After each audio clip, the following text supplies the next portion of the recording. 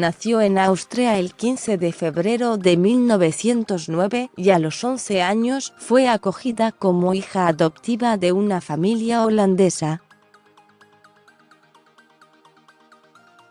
Vivió el resto de su larga vida en los Países Bajos, durante 2 años, y su marido Jan, un empleado municipal con el cual contrajo un matrimonio en 1941, arriesgaron literalmente sus vidas para contrabandear alimentos, provisiones y noticias del exterior con el propósito de ayudar a los judíos durante la ocupación nazi. Al estallar la Segunda Guerra Mundial, Gies trabajaba como asistente personal de Otto Frank, padre de Anna y propietario de una fábrica de pectina en Ámsterdam.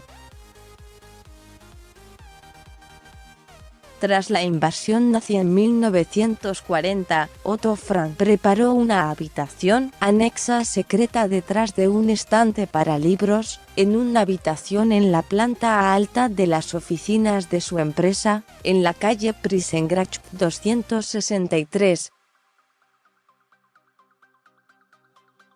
En ese anexo, Otto, su esposa Edith y sus hijas, Margot y Anna, se escondieron, dejando una pista falsa que indicaba que la familia había huido a Suiza. Poco después, el escondite fue utilizado también por otros judíos, la familia Van Pels y Fritz Pfeffer, dentista de la familia Gies. En total, 8 personas. Actuó protectora de los judíos escondidos y muy especialmente como confidente de la adolescente Anna Frank, trayéndole papel para su diario y, en una ocasión, zapatos usados de taco alto. La heroica actuación de Gies terminó el 4 de agosto de 1944, cuando la familia Frank y los cohabitantes del anexo secreto fueron delatados, arrestados y enviados a campos de concentración. Aún hoy no está claro quién los traicionó. Cuando llegó la Gestapo, Gies se encontraba en la oficina de la planta baja.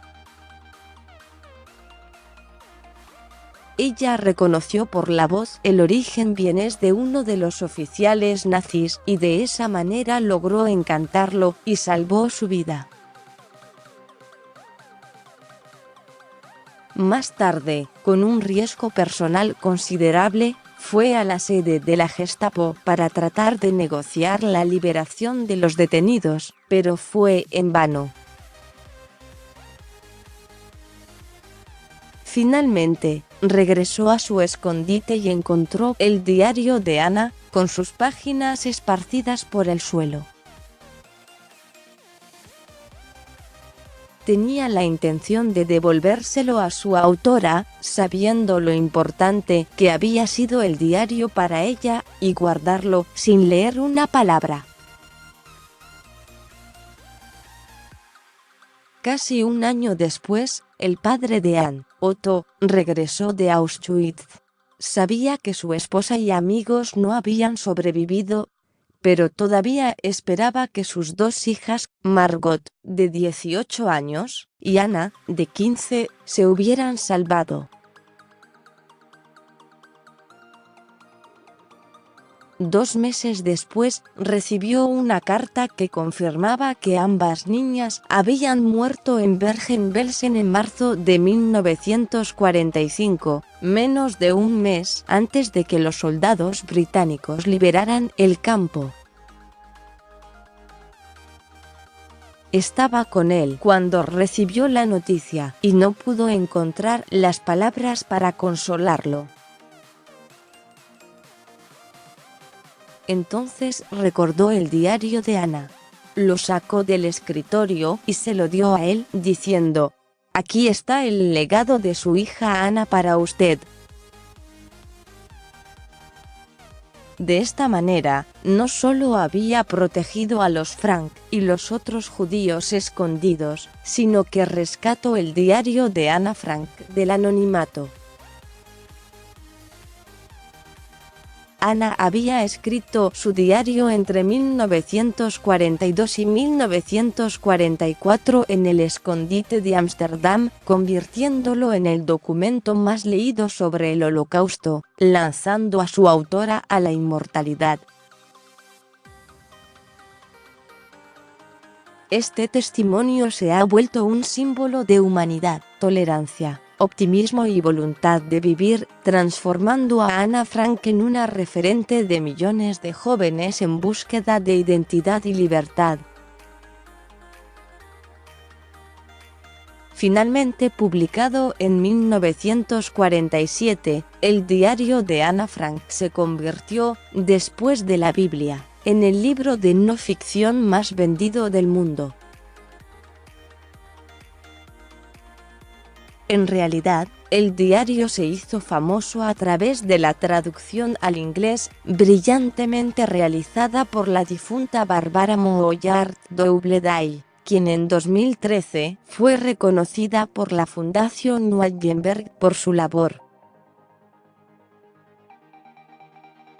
La emotiva ceremonia tuvo lugar precisamente en la casa de Ana Frank en Ámsterdam, y en dicha ocasión la ONG resaltó el rol desempeñado por en relación a la familia de Ana Frank y a la divulgación del diario de esta última.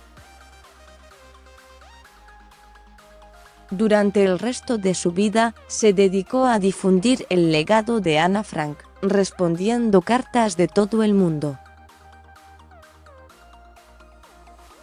En 1987 publicó un libro, Anne Frank Remembered. Escribió: "No soy una heroína. Estoy al final de la larga fila de buenos holandeses que hicieron lo que yo hice y más, mucho más, durante esos tiempos oscuros y terribles". Fue condecorada por la reina Beatriz de los Países Bajos por su heroísmo y dedicación, y el Museo Israelí del Holocausto Yad Vashem les otorgó a ella y a su esposo el título de Justa entre las Naciones. En 1996, la película de John Blair, Anne Frank Remembered, ganó un Oscar al mejor largometraje documental. Blair llevó a la ceremonia en Hollywood, y mientras se dirigían a los premios en su limusina, ella comentó que había aceptado venir porque Ana Frank siempre había querido ser famosa y que había amado Hollywood. Blair llevó al escenario cuando pronunció su discurso de aceptación, y el público le dio una ovación de pie. Hughes murió a los 101 años en 2010. En un comunicado especial, la Fundación Weinberg resaltó el heroísmo y la calidad humana de Komaki, no solo arriesgó su vida para tratar de salvar a aquellos perseguidos por el nazismo, sino que le dio al mundo la posibilidad de conocer el diario de Ana Frank, y, después de la guerra, dedicó su vida a educar a las jóvenes generaciones sobre la terrible época que le tocó vivir. La ONG resolvió instituir la medalla, que será otorgada a futuros galardonados que se destaquen en su labor en pos de los derechos humanos. Más sobre este tema.